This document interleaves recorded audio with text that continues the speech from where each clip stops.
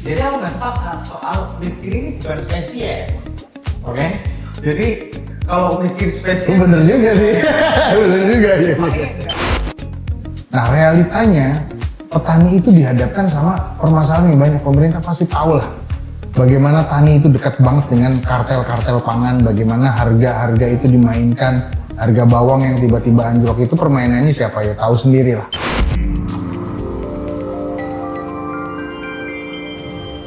Nah, kalau misalnya tadi anak pengusaha jadi pengusaha, terus kemudian ada di lingkungan pengusaha, lantas sekarang kalau kita bermain analogi, seekor singa bisa membentuk satu komplotan kambing itu mengaum. Seekor kucing bisa membentuk komplotan singa mengeong.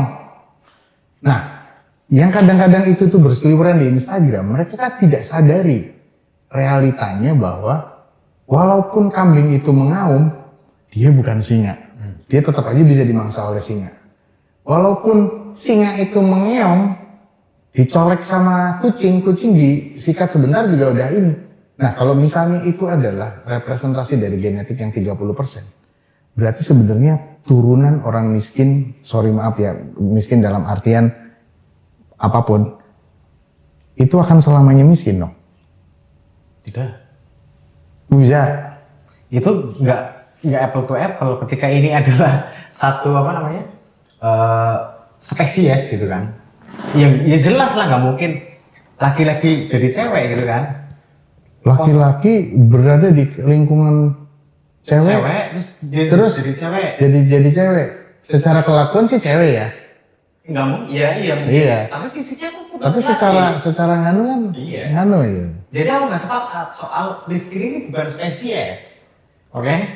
Jadi kalau miskin spesies. Bener juga sih. Bener juga ya. Makanya nggak apple to apple antara miskin ini tetap miskin dan kaya tetap kaya enggak. Iya. Jadi kita nggak sepakat ketika orang miskin itu jadi tetap miskin gitu kan. Jadi itu bukan kutukan ya? Bukan kutukan. Jelas. Gini, ada pernah yang ngomong soal dari kemiskinan menghadirkan kesengsaraan. Ya. Oke? Ya. Dari kesengsaraan menghadirkan survival. Ya. Survival melahirkan yang namanya kejayaan. Kejayaan, betul. Kejayaan kita melahirkan kemalasan. Kemalasan melahirkan kemiskinan. Kemiskinan lagi. Udah siklusnya begitu. Nah, lantas kita dari siklus mana nih Indonesia? Indonesia pasca perang dunia kedua itu jelas dia dihadapkan dengan kemiskinan. Ya, ketika sudah merdeka, dia menjadi seorang yang survival. Manusia Indonesia ini semuanya survival setelah perang dunia kedua. Kita ada di era ketahanan pangan, ya kan? Betul. Nah, setelah itu, terus kemudian sudah mulai orde baru nih. Orde baru sudah mulai ekonominya tumbuh. Terus kemudian dia melahirkan anak-anak pegawai ini. Misalnya, anak-anak pegawai, anak-anak pengusaha, masih banyak peluang. Terus kemudian anak pengusaha-pengusaha itu, ya kita ada di generasi ketiga. Dan anak-anak yang mendapatkan privilege kemerdekaan di eranya Orde Baru, katakanlah pertumbuhan ekonomi yang baik, terus lahir anak. Ya, mungkin teman-teman bisa lihat di fakta anak-anak yang dulunya itu mudah, gampang, kepenak lah cara Jawanya gitu kan. Itu dia cenderung itu tadi siklus menjadi seseorang yang malas. Dan malas sekarang mungkin dia sudah mulai menikah nih. Dari kemalasan itu, terus kemudian dia akan menjadi seorang yang miskin kembali. Mungkin anak dari anak itu baru dia akan menjadi survival. Terus kemudian dia akan jadi orang yang kepenak maning. Siklusnya gitu aja terus ya. Ya. Oke. Terus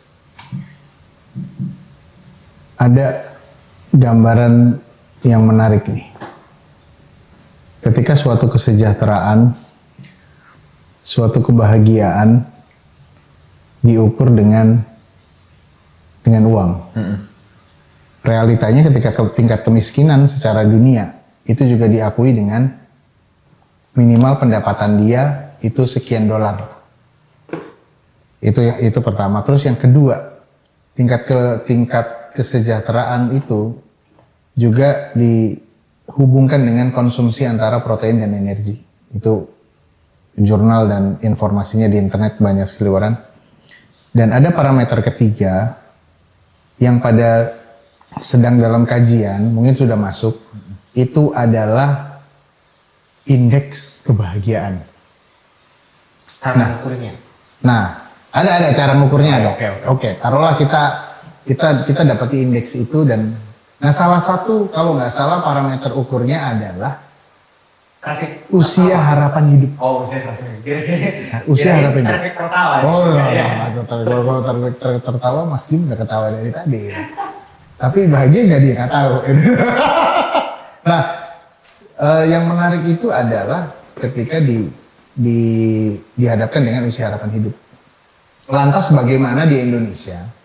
Realitanya, saya dari tahun 2007 udah ngasih asistenin di lab untuk membantu dan cukup sering untuk melakukan penyuluhan.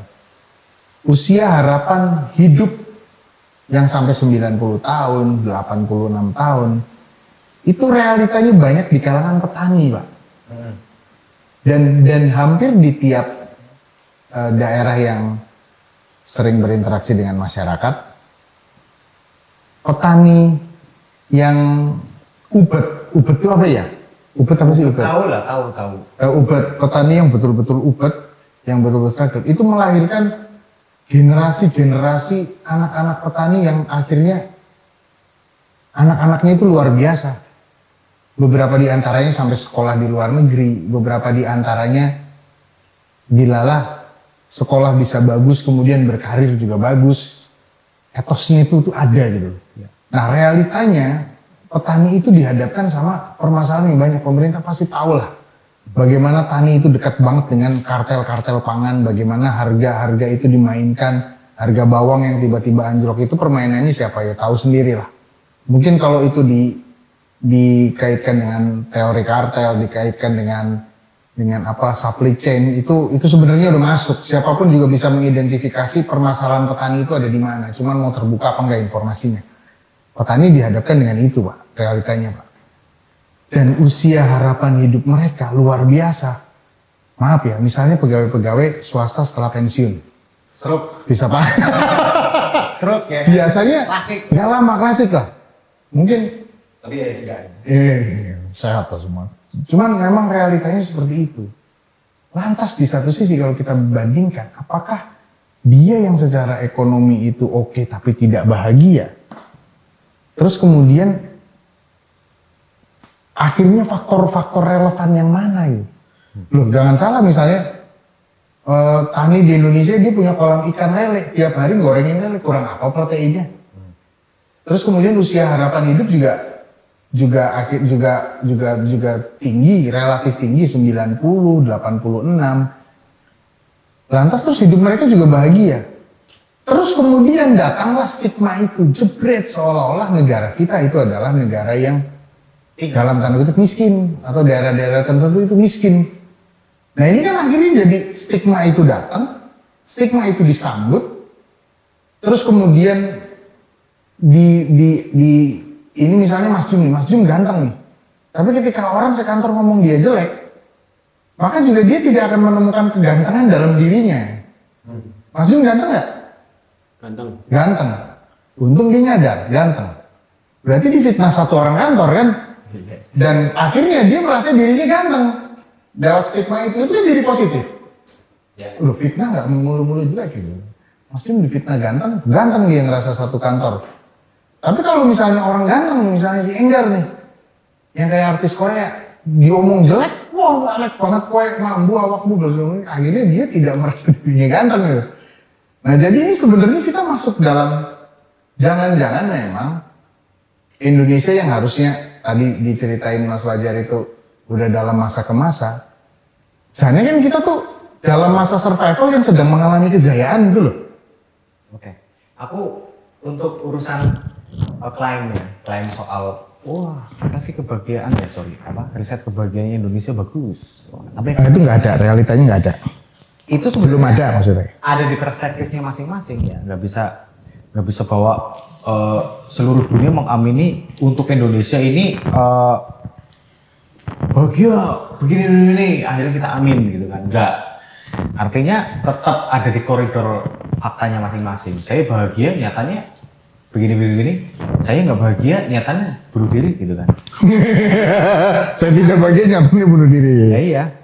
Itu pun klaim-klaim yang seperti itu saya anggap sebagai lah udah itu konten gitu kan. Itu konten dan artinya kalau kita mau ngikutin juga boleh, nggak ikutin juga nggak masalah. Nah, kan ada menariknya gini Pak.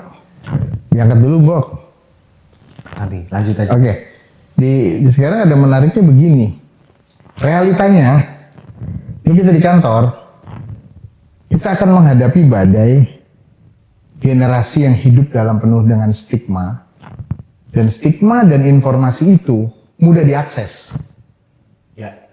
Kalau tadi kaitannya dengan survival terhadap hidupnya sendiri, lantas kalau kita analogikan bagaimana dia survival dengan kehidupannya sendiri tersebut dalam kaitannya profesionalisme di kantor. Oke. Gelombang ini kan keniscayaan akan masuk, Gen Z ini masuk nih. Kita dulu kecil mau main aja ke rumah siapa kita manggil namanya, sekarang harus informasi begitu. Oke, makanya kita nggak usah terpengaruh sama klaim-klaim itu. Pasti. Mental health. Saya harus rehat sejenak ini, saya harus kerja semua, nggak harus kerja terus gitu kan. Ya itu klaim lah, konten dan silakan diamini gitu kan. Maka kamu akan tahu sendiri akibatnya gitu kan. Makanya kalau kita ada informasi yang berseliweran bahwa ini klaim ini dan lain sebagainya, ya kita sebagai kaum yang berpikir otomatis kita mikir dulu. Ya, makanya bagi anda yang laki-laki bercerita dan nongkrong lah. Iya, nongkrong supaya tahu. Jadi, supaya akhirnya tidak semata-mata ada informasi ini ditelan mentah-mentah. Berarti kan sebenarnya dalam tanda kutip perusahaan generasi itu juga sudah bisa dimulai dari Betul. konten. Iya, makanya kita sebagai kaum transisi, kita ada di milenial nih, sebelum dan sesudah era teknologi. Iya. Kita tahu betul bahwa dulu untuk menciptakan hiburan, mencari hiburan aja susah.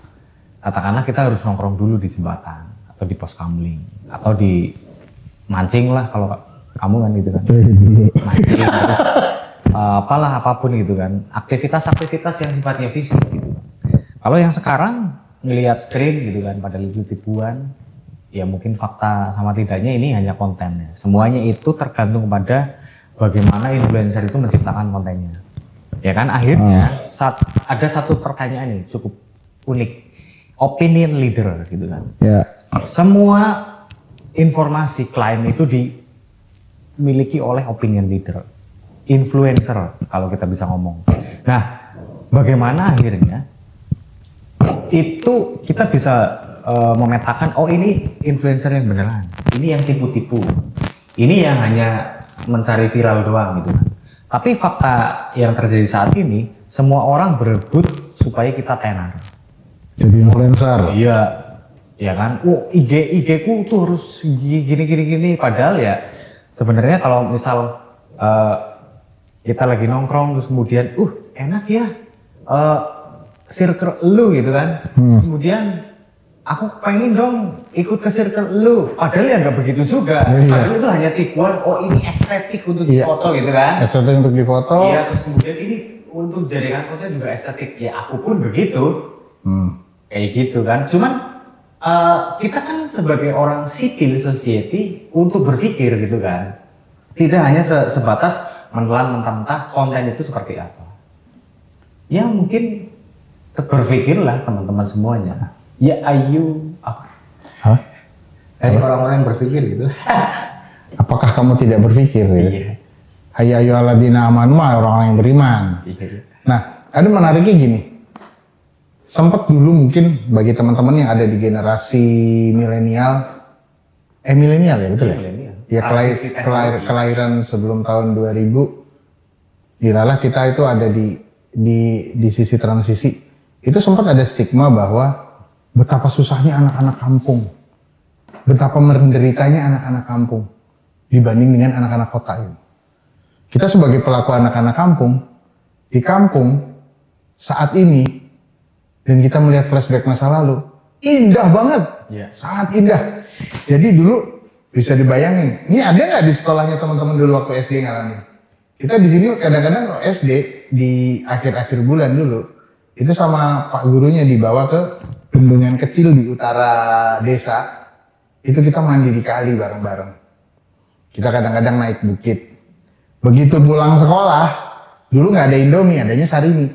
Makan mie dulu, kita udah padat agenda. Mandi di kali, manjat pohon jambu, terus habis itu menjelang sore gobak sodor ya.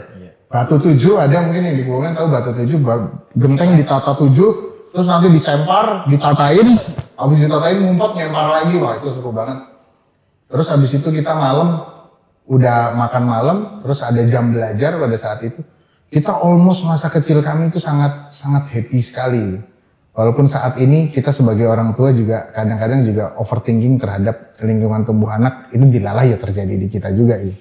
Nah, itu kita sangat bahagia. Hingga akhirnya konsep opinion leader di kami, ketika emang ada seorang opinion leader yang dia itu di urusan olahraga, kita sudah validasi. Bahwa dia itu memang jago bola, jago kasti, jago lari gitu. Nah, ini soal validasi kan. Lagi-lagi kan sekarang validasinya pakai like, komen. Iya, subscribe, share gitu. Itu kan. Terus kemudian apa ya? Ini kok begini sekali gitu kan. Iya, makanya aneh banget. Kenapa gini gitu? Ya nggak apa-apa. Ini adalah bagian dari itu tadi, efek transisi teknologi. Kita menyadari ya bahwa anak-anak sekarang juga nggak bisa dipaksakan untuk seperti kita dulu, ya kan? Bahwa apakah generasi yang berikutnya itu akan lebih baik? Ya, gitu berdoa saja, gitu kan. Semoga selalu lebih baik, ada plus minusnya. Cuman gini akhirnya, di kantor nih, ibaratnya nih, ketika kita perlu kayak opinion leader ya, KOL, ya oke, memang kita harus pakai orang yang famous, yang like, subscribe dan ininya banyak gitu. Walaupun dalam hati kami juga tidak mengamini tentang kepakarannya atau tidak mengamini tentang ininya, cuman karena popularitas dan cara mainnya harus begitu dan akhirnya seperti itu. Tapi di kami ketika kita mencari informasi, validasi di kami itu tinggi tentang kesehatan kemana, tentang ekonomi itu kemana, tentang pemasaran itu kemana gitu. Dan akhirnya lagi-lagi balik ke pemahaman basic. Jadi misalnya 2024 itu kelas itu banyak banget ya, bisnis kelas itu sangat banyak dan sangat menjamur gitu. Lantas ketika kita mau ikut, ya bukan karena dia hype juga, kita akan, generasi kami pasti akan menelusuri track recordnya, betul atau tidak. Bahkan kalau ada catatan sedikit saja tentang minusnya apa, kita akan pelajari juga bahwa minus ini relevan atau tidak gitu. Misalnya contoh kayak di marketing, apakah semua influencer marketing itu kita ikutin? Enggak. Jelas tidak, beberapa di antaranya masuk, beberapa enggak. Sekarang itu ibaratnya ya, tiba-tiba ada orang nongol, dia mengklaim diri sebagai ahli parfum deh misalnya. Mau nanya ChatGPT aja udah ada informasi kok, dia tinggal mainin gestur. Kan realitanya begitu Pak. Ya memang begitu, jadi Anda di era sekarang akan dihadapkan dengan pilihan yang abu-abu gitu kan.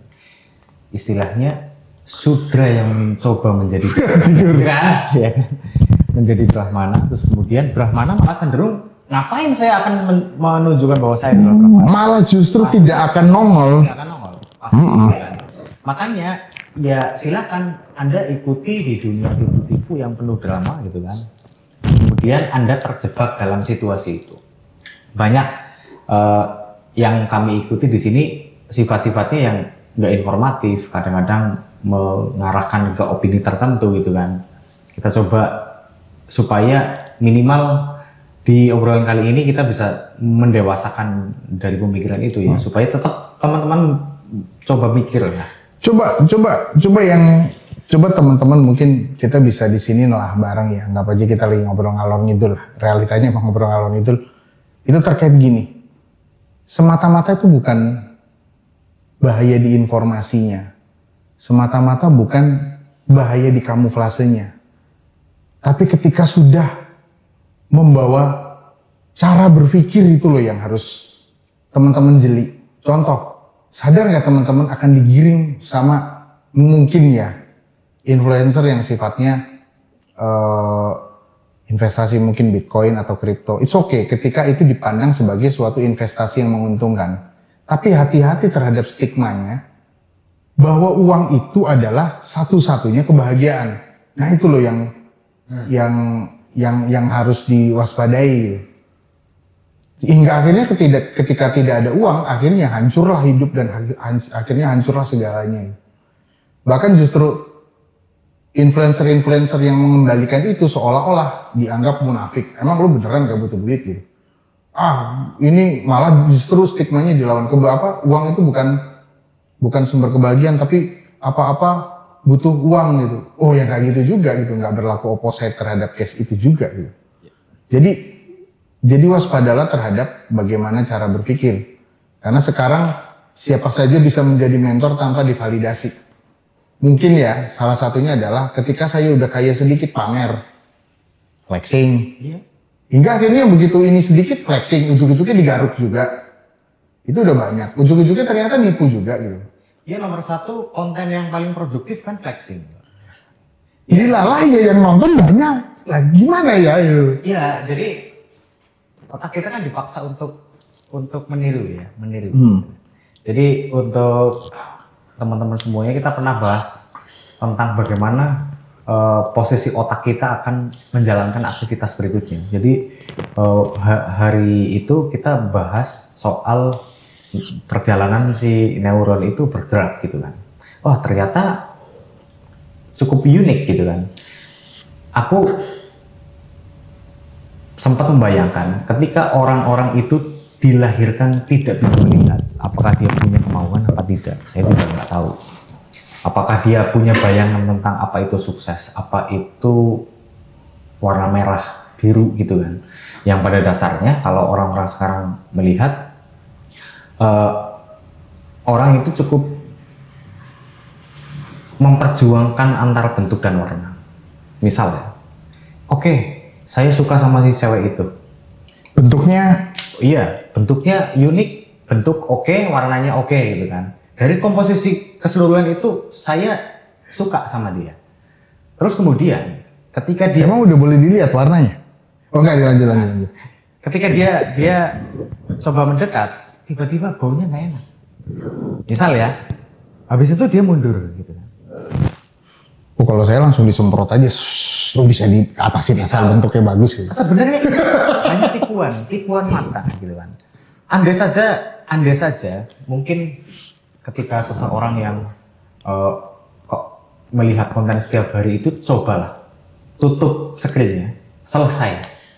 Tidak ada istilahnya ditawarkan sama konten A, konten B untuk diikuti dan dikejar gitu kan. Itu menurutku sangat sekarang akhirnya gini. Ini Mas Fajar nggak bakal didengerin karena nggak pakai Richard Mille jam. Ini saya juga nggak didengerin nih karena nggak pakai Mercedes S-Class gitu misalnya. Dan realitanya akhirnya gitu. Iya. Nah sampai akhirnya gimana akhirnya produk berpikir itu menjadi komoditas yang disukai gitu. Ya ada maaf ya ini mungkin nggak ini, cuman yang saya rasakan ketika saya nonton Maiyah itu produk berpikir yang saya itu cukup edik dengan itu. Saya cukup edik dengan itu. Jadi ketika mendengarkan di YouTube nggak ada tuh yang namanya harus memvalidasi sosok Cak Nun ataupun sosok Sabrang itu dari atribut-atributnya, selalu tidak terfikirkan dan tidak apa. Betul-betul menyimak apa sajian pemikiran itu dan bagaimana sajian pemikiran itu bisa lahir. Nah, kapan akhirnya kita bisa seperti itu? Contoh yang pernah ngobrol sama Mas Fajar pada saat itu, ngobrolan laki-laki ngalor ngidul dan dengan keresahan dan kita refreshing.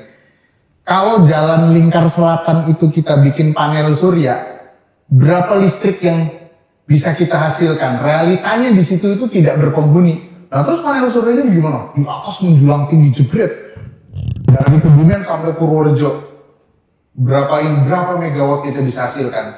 terus habis itu di perbukitan di Purno itu bisa dikasih panel surya segitu gede. Artinya kita tidak perlu pakai PLN lagi. Itu suatu gagasan yang mungkin kita bukan tidak mungkin lagi kita lakukan ya. Belum saat ini. Tapi gagasan itu tuh real adanya gitu.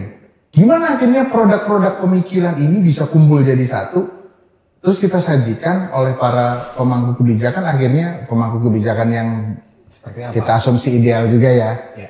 Terus melihat itu sebagai solusi, diprototipkan pun siap. Nah, ada cas-casan yang dijemur tahu-tahu ngisi. Nah emang baterai ini nggak bisa dibikin gede, kita sumbernya nikel. Nah itu salah satu banyak dari obrolan yang pernah mengisi hari-hari kita. Oke, ya memang fakta yang terjadi begitu. Jadi teman-teman semuanya kita hidup di satu kota kecil ya, second city, namanya Kebumen. Termiskin nomor 2 di Jawa Tengah. Ya, itu faktanya. Tapi kita nggak merasa miskin ya, Sama sekali. merasa kaya. Semuanya pun saya anggap sebagai satu perspektif yang sama ya. Jadi Orang Kebumen juga tidak merasa kalau kabupatennya miskin kok. Jadi mungkin sekian ya. Next kita akan bahas soal Kebumen itu sendiri seperti apa. Aku kasih beberapa poin nih. Bagaimana akhirnya Kebumen itu bisa diakui untuk Indonesia.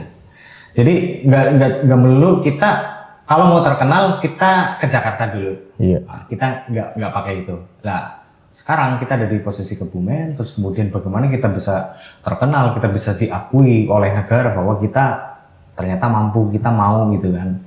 Ya itu the next kita bahas. Gini Mas Lujang, apa jangan-jangan kita bahas olahraga mikir kita, kayak salah satunya contoh tadi solar cell, kita datengin bintang tamu, itu possible untuk dilakukan, itu mungkin untuk dilakukan, dan kami siap bikinin prototipenya dari ide-ide yang ada.